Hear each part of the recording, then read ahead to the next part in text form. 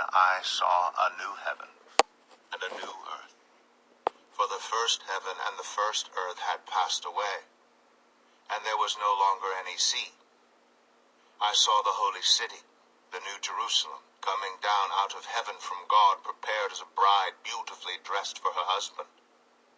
And I heard a loud voice from the throne saying, "Look, God's dwelling place is now among the people, and he will dwell with them. They will be his people, and God himself will be with them and be their God. He will wipe every tear from their eyes. There will be no more death, or mourning, or crying, or pain. For the old order of things has passed away." He who was seated on the throne said, "I am making everything new." Then he said, "Write this down, for these words are trustworthy and true." He said to me, "It is done. I am the Alpha and the Omega, the beginning and the end. To the thirsty I will give water without cost from the spring of the water of life. Those who are victorious will inherit all this, and I will be their God, and they will be my children.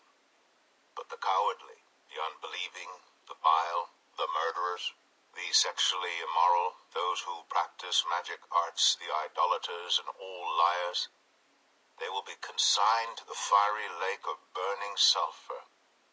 This is the second death." One of the seven angels who had the seven bowls full of the seven last plagues came and said to me, "Come, I will show you the bride, the wife of the Lamb." And he carried me away in the Spirit to a mountain great and high, and showed me the holy city, Jerusalem, coming down out of heaven from God. It shone with the glory of God, and its brilliance was like that of a very precious jewel, like a jasper, clear as crystal. It had a great high wall with 12 gates, and with 12 angels at the gates. On the gates were written the names of the 12 tribes of Israel.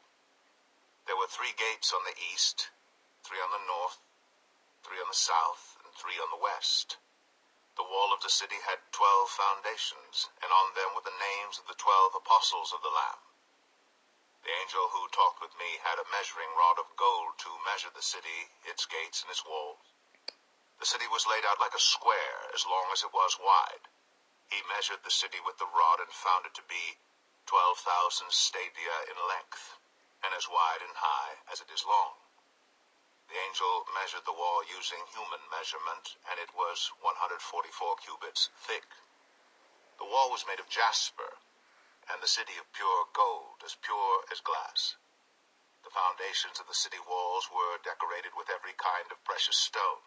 The first foundation was jasper, the second sapphire, the third agate, the fourth emerald, the fifth onyx, the sixth ruby, the seventh chrysolite, the eighth beryl, the ninth topaz, the 10th turquoise, the 11th jacinth, and the 12th amethyst.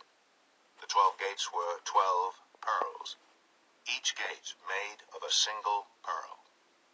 The great street of the city was of gold, as pure as transparent glass. I did not see a temple in the city, because the Lord God Almighty and the Lamb are its temple.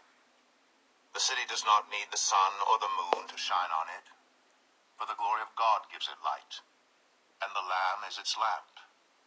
The nations will walk by its light, and the kings of the earth will bring their splendor into it.